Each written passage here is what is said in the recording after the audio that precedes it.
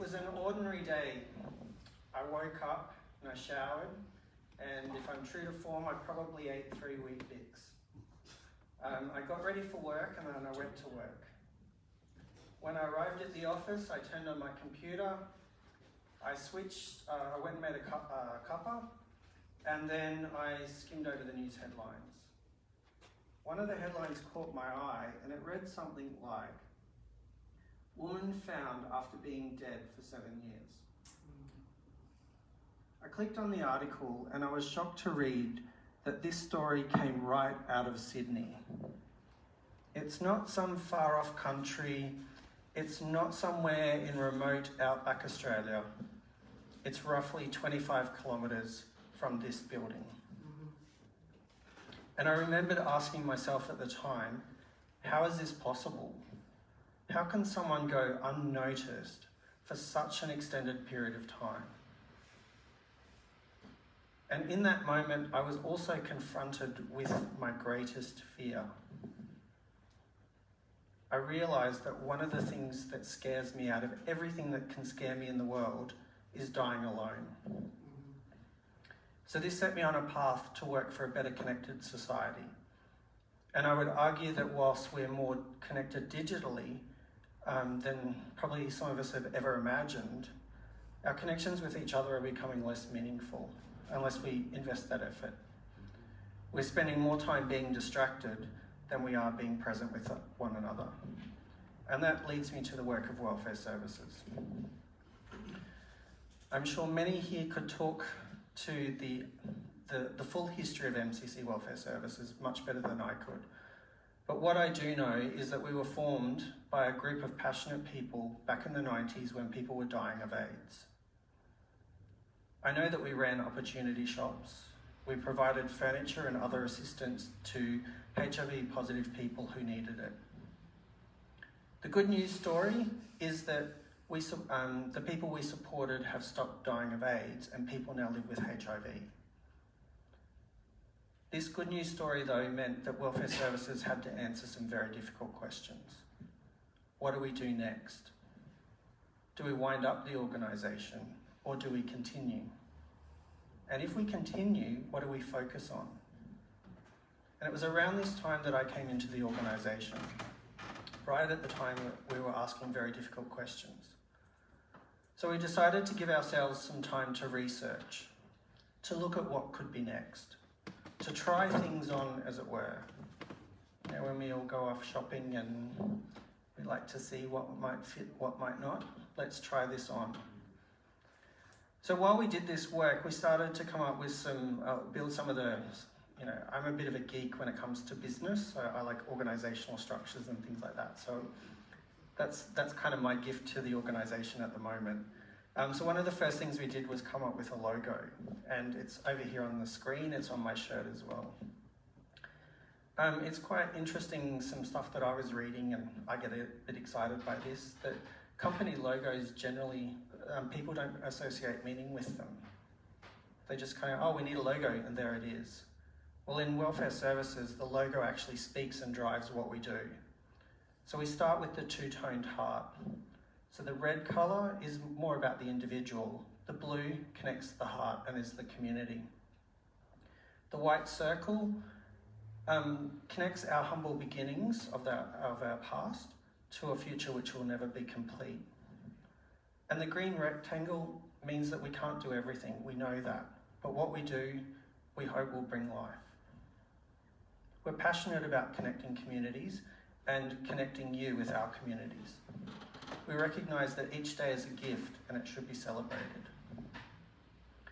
So with the logo and a few other things falling into place, the research continued.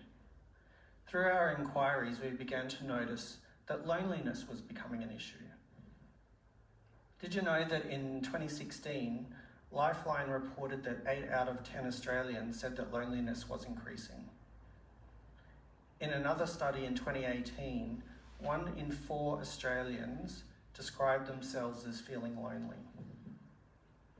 For me, these stats are really eye-opening, especially when our mobile devices enable us at the drop of a hat to call someone, to connect with them by email, text, Facebook, Instagram if you want to catch a selfie. But how is it that people are feeling more isolated than ever? Some of you may know that in 2018 we received a grant from the Inner West Council to run a social connection project. So this project was held basically to bring weekly events to the LGBTI or rainbow communities to build social connection. A little definition here around social connection comes from the Social Health and Wellbeing Laboratory. So social connectedness is the degree to which people engage and interact with others. At an individual level, it's about the quality and the quantity of connections amongst the person and their social circle. It can also go to the community level, where the individual connects to their community or communities, depending on how you define it. The Tapestry Project for us proved quite interesting. Our research before showed that there were multiple options for our communities to connect at night and on the weekends. Yet there was a gap weekdays where there wasn't as many opportunities for the rainbow communities to connect. So this is where we started focusing. The thing was, no one showed up to our events. It was quite disheartening to the person we employed and to us as an organisation. So we started holding events after work, and that's when we started reaching people. So the project continued until December last year, once we had used all the grant money that we'd received, and then we also dipped into our resources just to take it through to December. Going into the Tapestry Project, we thought we would see a group of regulars form. So we'd get this social group together, that they would, sort of meet up, whether they came once a week or once a month or however they could fit it in. But there would be this group that would form. And then hopefully we could, out of that, get 1 or 2 volunteers to lead the social connection piece going into this year. We also kind of thought that people might start supporting us financially wise, but neither of these came true. So it's, again, we're back to not square one. We've got some more knowledge now, but we need to ask these difficult questions around what do we do next? How do we make this happen? How do we partner with other people? And a question that I'm going to pose for this congregation is, how can we partner with you? What can we bring to the table that would help you? And what do you have to offer that would help us? These are questions that we're not going to answer in a heartbeat or in a minute or in a 10-minute talk. But these are things that we need to think about. How can we work together? So there's many ways that you can be involved, and Evelyn kindly pointed out that I might ask for a donation, and I will, given the opportunity. But tonight, I wanted to sort of touch on something that's coming up, which is, I'll get Mark to flick to the next slide. This year we turned 20 years since the organisation was formally founded. And one of the things we're launching is what we're calling the Chinwag Conversation Cards. So as you can see on the screen, they're a playing card. So you've got a full deck of 52 and the jokers, so you can play whatever game you want. But printed on there are conversation starters. There's 26 pairs.